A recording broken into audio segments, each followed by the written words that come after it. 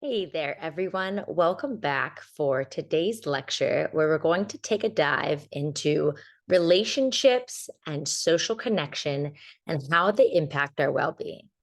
Often, initially, students think, relationships, social connection, that's not an area I expected to cover in a health and lifestyle class. However, towards the end of the lecture, students usually say that this is one of the most valuable topics that we touch on in the class. So let's dive in and take a look at how social connection impacts your well being. We're going to cover the topics of loneliness, relationships, and how they impact your well being. We're going to look at communication strategies for enhancing your relationships. And last, but certainly not least, we're going to look at the concept of compassion and how it can benefit others and even yourself when turned on your own. So I wanted to just have my face on here for a minute to say hello to you all, to introduce the topic. I am going to hide my screen now and let us dive in and focus on the lecture. All righty. So, first, looking at common relationship challenges, the biggest of them being loneliness. Loneliness is a huge factor affecting our emotional, social, physical, intellectual, spiritual well being. And before we go into this data on loneliness, I want to say that this is a new area that I've added to the class. And the reason that I've added it is that research shows that the two biggest factors correlated to longevity, meaning living a long and hopefully healthy life, are regular physical activity and strong social connections. Now, people typically think of physical activity. Oftentimes, folks will think of not smoking, having a healthy diet, getting sufficient sleep. Rarely do students guess that strong social connections are the second factor of the two that are most highly correlated with longevity. So I used to share that information in class. And then in 2023, the Surgeon General's advisory report focused primarily on loneliness, calling it a silent epidemic in the United States. And we saw rates of loneliness in the United States increasing even before COVID 19, but these rates were certainly increased after COVID 19. And you can blame this on myriad factors. You can see the data on the side that folks who spend more time on social media report feeling more lonely. In fact, they have double the odds of reporting perceptions of social isolation if you spend 2 hours or more per day on social media than those who spend 30 minutes or less. But it's not just social media. That's among one factor. It's certainly the rise of technology and the limited time that we have face to face in person was exacerbated by COVID 19. We've seen these rates increasing.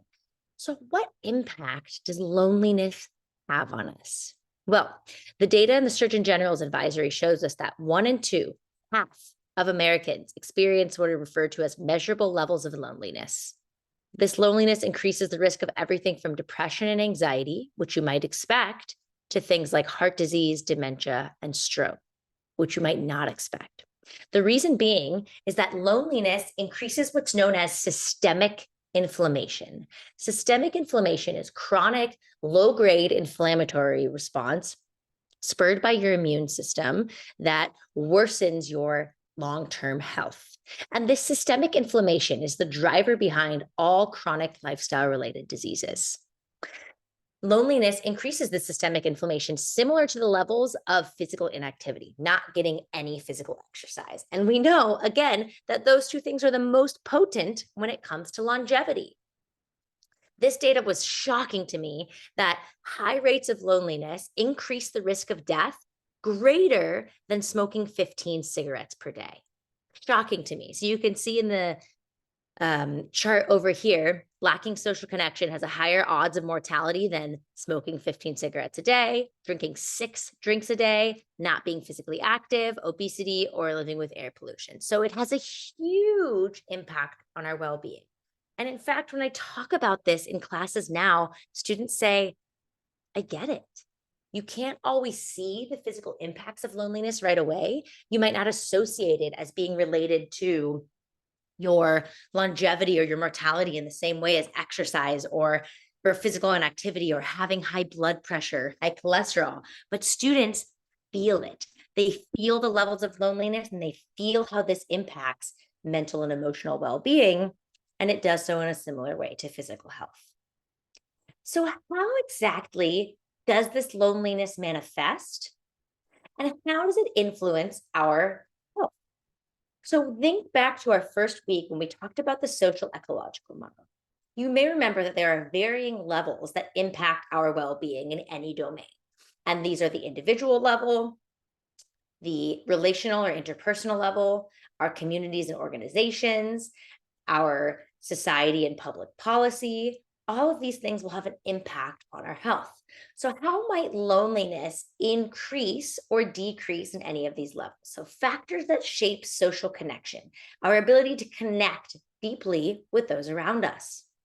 On the individual level, we have things like chronic disease states that might make it harder to get out, to engage, to connect. Sensory and functional impairments, everything from uh, ADHD to autism to sensory processing issues, mental health, physical health, one's personality or temperament, your race, gender, socioeconomic status, or life stage. Life stage is an interesting piece. In the past, the groups that had the highest reported levels of loneliness tended to be older adults, as perhaps they got less mobile. Their chronic disease states worsened. They were not able to drive or get around as much. They may have lost friends. Now, the age group that is seeing the biggest, sharpest increases in loneliness are younger adults, the age of many college students. Relationship status, structure, function, quality, household size, characteristics and behaviors of those in your life. Empathy, compassion, which is similar to empathy, and we'll look at shortly. The community one lives in. Do you have outdoor space to be active, to engage in your community? Are there people around you? Do you know your neighbors? Housing, school, and workplace. Local governments and businesses, community organizations, your access to healthcare, and certainly transportation. And then societally, societal norms and values. The norms and values around social connection might be different in one city or state or country than another. If you're from somewhere other than San Diego, think about what the norms around social connection are there versus here, or places you've maybe traveled. Public policies, certainly we see technology, environment, and use as being a huge factor. Now, when I walk around Mesa College, rather than seeing people look forward, look at one another, make eye contact, smile, nod, chat with people, much of the time I see people looking down at their cell phones. And this is not to belittle any individual or any people doing this. I'm guilty of it myself much of the time as well. But it's just a shift in our social norms related to technology. We see changes in the ages that young people are getting their driver's license, having their first sexual encounters, having their first alcohol. All of these things are being delayed, which in some cases might be a great thing. But the delay is because they're engaging, young people are engaging in person much less often. Much more of this engagement comes online from the comfort of their own home or bedroom. Democratic norms, historical inequities, all of these factors shape our social connection. And we cover this again to reduce personal shame and stigma. As we'll go through, and actually as we'll talk about in this lecture, you'll see that having your own personal criticism, shame, stigma around any behavior is actually not helpful. And it rarely, if ever, is that any one health behavior lies fully in the individual domain. There are all kinds of things from race to socioeconomic status to the neighborhood that you live in to your family norms that will impact the health behaviors you do or do not do and your ability or opportunities to connect socially. Now, how does social connection influence our health? There are three major pathways: biology, psychology, and behaviors. And you'll see these kind of pop up throughout the semester: biology, psychology, and behaviors or social norms. So, social connection, or let's say lack thereof, loneliness. How could this impact our health? From a biological standpoint, loneliness could increase stress hormones. It will increase that systemic inflammation, and it will alter gene expression in a process known as epigenetics. Epigenetics is the science of how your current behaviors turn off or on the expression of various genes. So it's not changing your genes. We know that doesn't happen in one lifetime. It's changing whether or not your genes that you already have express in certain ways. And the reason that loneliness increases things like stress hormones and inflammation is that loneliness is threatening to your survival. As we go back to a biologic evolutionary standpoint, which will bring many things back to everything from stress to loneliness and social connection to physical activity to nutrition in this class, when we go back from an evolutionary standpoint, social isolation often meant death, right? If you couldn't connect with your community, then you couldn't guarantee your survival. And that's why social connection is so important for us, because on a biological level, it feels like, and often was or sometimes is, related to our ability to survive. Psychology, loneliness might impact your perceptions of meaning and purpose, which we know are highly related to psychological health and well being. And we covered in positive psychology as major factors that drive psychological well being. Stress, our feelings of safety. We know that safety is a fundamental human need. Our resilience, our ability to pick back up, to have hope in the future. Social connection will impact all of these things.